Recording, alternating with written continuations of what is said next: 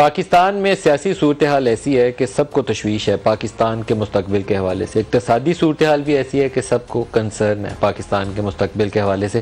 تو کیا ایسے موقع کے اوپر کچھ ایسی صورت بن سکتی ہے کہ پاکستان کے بڑے سر جوڑ کر بیٹھیں اور پاکستان کے مستقبل کے حوالے سے ایک لائحہ عمل کے اوپر بات کریں کہ پاکستان کو ان مشکلات سے کیسے نکالنا ہے؟ جو کچھ 9 مئی کو ہوا اس کو شاید کوئی بھی سیاستدان، کوئی سول سوسائٹی کا نمائندہ، کوئی بھی ہو، پاکستانی شہری ہے اگر، تو وہ 9 مئی کو کبھی بھی جسٹیفائی نہیں کرے گا.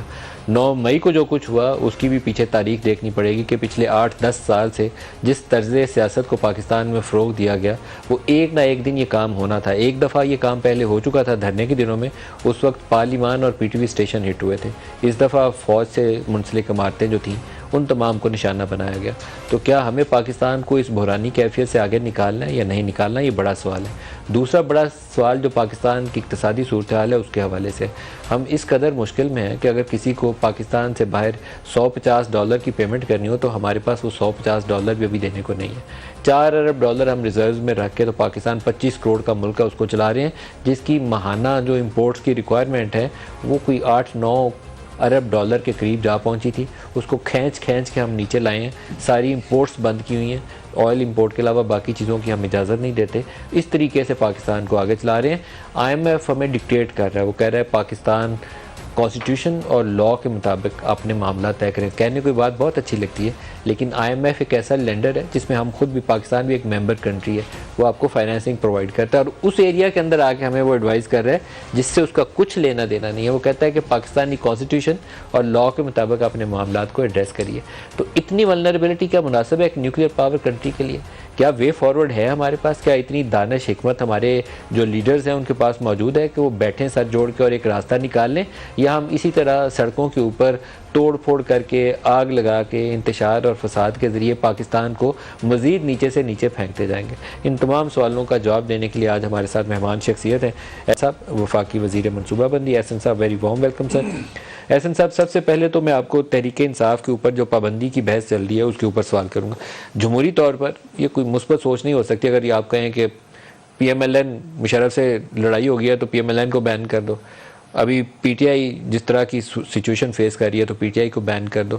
آپ اس کو سپورٹ کرتے ہیں کہ PTI کو بین کر دیا جائے یا نہ کیا جائے؟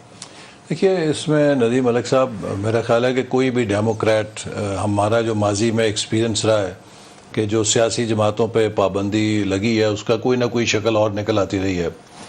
لیکن یہاں پر یہ دیکھنا ہوگا کہ بات میری چوائس کی یا کسی کی پسند یا ناپسند کی نہیں ہے. پاکستان کے اندر ہم نے، آپ نے اپنے انٹرو میں جیسے بات کی، کس طرز سیاست کو دوام دینی ہے. 9 مئی ایک غیر معمولی ہمارے ملک کے اندر واقعہ تھا. جو کچھ اس دن سیاست کے نام پہ ہوا، جو کچھ اس دن جمہوریت کے نام پہ ہوا، اس کی 75 سالوں میں کوئی نظیر نہیں ملتی. دیکھیے، 80s میں پیپلز پارٹی نے ضیاء مارشل اللہ کا سامنا کیا اور بدترین اس پہ جو کریک ڈاؤنز ہوئے ان کو سختیوں کا سامنا کرنا پڑا. اس کے بعد ہم نے 99 کے بعد مشرف مارشل اللہ کا سامنا کیا جس کا برنٹ PMLN پہ گرا، اور ہم میں بھی بدترین جو سختیاں ہیں ان کو برداشت کیا. مجھے نہیں یاد پاکستان میں کبھی کسی سیاسی جماعت نے، جب وہ اسٹیبلشمنٹ کی چیرہ دستیوں کا سامنا کر رہی تھی، جس کے مقابلے میں ابھی عمران خان صاحب نے تو دیکھا ہی کچھ نہیں ہے. میں تو اکثر یہ کہتا ہوں کہ عمران خان صاحب کو تو ابھی پھول بھی نہیں مارا کسی نے. جو سختیاں PMLN اور پیپلز پارٹی اور دیگر کئی جماعتیں جو ہماری خیبر پختونخوا کی ہیں یا بلوچستان کی بھی ہیں، ان کی جو ہسٹری ہے اس میں جو سختیاں انہوں نے جھیلی ہیں اس کا تصور بھی نہیں کیا جا سکتا. لیکن کسی نے یہ عمل نہیں دہرایا تھا کہ وہ جا کے کور کمانڈر کے گھروں کو جلائیں، وہ فوجی تنصیبات پہ حملے کریں، وہ شہداء کی یادگاروں کو ڈیمولش کریں.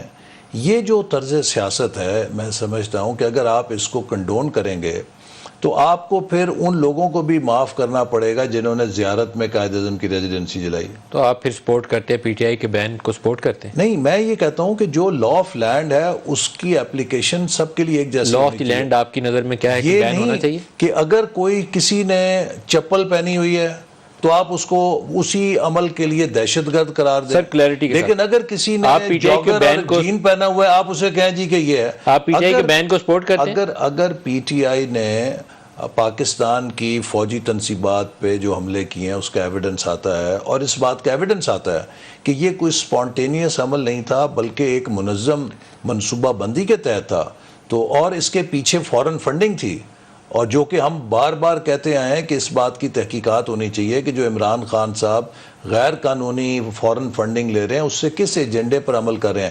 اگر یہ ایویڈنس ثابت ہو جاتا ہے کہ فورن فنڈنگ کے ساتھ انہوں نے ملک کے اندر انتشار اور اس انارکی کی سیاست کی، پھر تو لا سیز کہ ایسی جماعت کا گنجائش نہیں ہے۔ پھر اگر آپ کے پاس ایسی ایویڈنس ہو تو آپ چاہیں گے کہ تحریک انصاف کو بین اگر یہ ایویڈنس ہوتا ہے تو پھر میرے چاہنے کی بات نہیں، پھر لا کہے گا کہ اس کو بند ہونا چاہیے، اس کو بند ہونا چاہیے۔ لیکن ابھی تک جو 9 مئی سے لے کر ابھی تک آپ لوگوں نے تحقیقات کی ہیں اس سے کیا چیز سامنے آئی ہے؟ دیکھیے ابھی تک تو جو ابتدائی طور پہ معلومات ہیں اس میں یہ بات آ رہی ہے کہ عمران خان صاحب کی نگرانی میں یہ پورا منصوبہ بنا، جس کا ایک بہت بڑا ثبوت یہ ہے کہ جو ہی ایک تو ان کے اپنے بیانات ہیں کہ میں گرفتار ہوا تو یہ ہو جائے گا، آسمان ٹوٹ جائے گا اور اس طرح کا رد عمل ہوگا۔ دوسرے یہ ہے کہ ان کے جو سب سے معتمد ساتھی ہیں مراد سعید، ان کا ایک دم فوری طور پہ بیان چلا کہ تمام جو کارکن ہیں وہ اپنے ڈیوٹیوں پر اور اپنے ٹھکانوں پہ یا ٹارگٹس پہ پہنچ جائیں، اور اس کے بعد آپ نے دیکھا کہ تقریباً آدھے پونے گھنٹے میں لوگ آپ کے پاس ایسے سائنز ہیں جس کی بنیاد کے اوپر آپ تحریک انصاف کو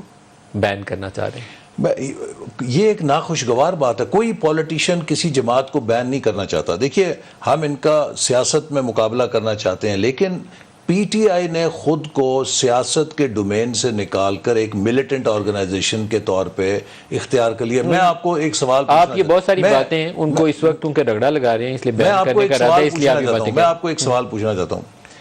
پی ٹی آئی نے ٹی ایل پی کو پروسکرائبڈ آرگنائزیشن قرار دیا تھا۔ جو کچھ پی ٹی آئی نے 9 مئی کو کیا ہے اس کا اگر آپ موازنہ کریں جو کچھ ٹی ایل پی نے کیا تھا جب اس کو پی ٹی آئی نے پروسکرائبڈ آرگنائزیشن قرار دیا تھا، تو کس کا پلڑا بھاری ہے؟ آپ کو گولی کس نے ماری تھی؟ گولی آپ کو کس نے ماری؟ اس میں ٹی ایل پی کے لوگ تھے اور پی ٹی آئی کے لوگ تھے۔ یہ ابرار الحق صاحب جو آپ بھاگے ہوئے ہیں، یہ لوگوں گولی کو مارنے incite والا کرتے تھے۔ کس سے تعلق تھا اس کا؟ گولی مارنے والا اس کا ٹی ایل پی سے تھا۔ ایک سر میرا آپ سے سوال ہے، جب آپ کہتے ہیں کہ 9 مئی کو جو کچھ پی ٹی آئی نے کیا اس کے اوپر اس پہ اچھا، اور یہ پابندی بڑی بنتی ہے۔ انٹرسٹنگ بات دیکھیے، یہ آپ میں ابھی بھی سوشل میڈیا پہ میرا نام لے کے ٹی ایل پی بڑی مہم چلا رہی ہے۔ میں یہ بات واضح کرنا چاہتا ہوں کہ اسلام کے اندر نبی کریم صلی اللہ علیہ وسلم سے محبت کا کسی کے پاس ٹھیکہ نہیں ہے۔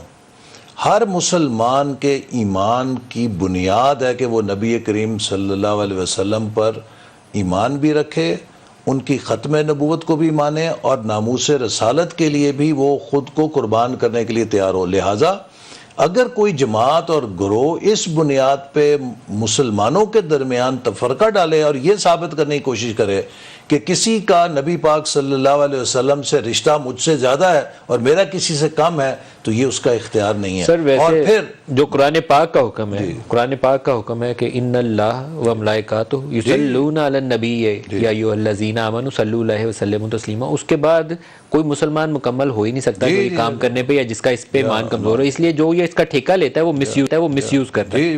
اگر کوئی مسلمان ہے تو اس کا اس آیت کے اوپر ایمان ہے، وہ سارا اس محبت میں پورا اپنے آپ کو وقف کرتا ہے۔ یہ ایک بڑی ڈس سروس ہے کہ آپ نبی کریم صلی اللہ علیہ وسلم کی ذات کے حوالے سے امت کو تقسیم کریں، یا اس میں کوئی یہ کہے جی میں ایک کیٹیگری کا ہوں ماننے والا، باقی بی کیٹیگری کی۔ ہم سب نبی پاک صلی اللہ علیہ وسلم کی حرمت پہ مر مٹنے والے ہیں اور مسلمان کا ایمان ہی پورا نہیں ہو سکتا۔ لیکن آپ یہ دیکھیے کہ یہ جو نفرت کا بیج ہے، بیج کس نے بویا تھا؟ یہ کتنا زہریلا ہوتا ہے کہ جس سر یہ ہماری ریاست کو کچھ چیزوں پہ کام کرنا پڑے گا۔ دیکھیے جس شخص نے مجھ پہ گولی چلائی اس کو اتنا اندھا کر دیا گیا، اول تو وہ کسی پہ بھی گولی چلانے کا حق نہیں رکھتا، لیکن اس کا جو نشانہ تھا وہ کون تھا کہ جس کی ماں ناموس رسالت کا کرنے والی، جو یہ قوانین پاس ہوئے ہیں اس میں آپ کی والدہ کا بڑا کلیدی جس رول کے ہے۔ والد جنت البقیع مدینہ میں دفن ہے اور مجھے بھی کچھ نسبت ہے مدینہ سے، تو وہ یہ اتنا اندھا کر دیتے ہیں کہ وہ یہ نہیں دیکھتے کہ آگے کون ہے، بس جو پروگرام کیا زہر بھرا۔ اسی لیے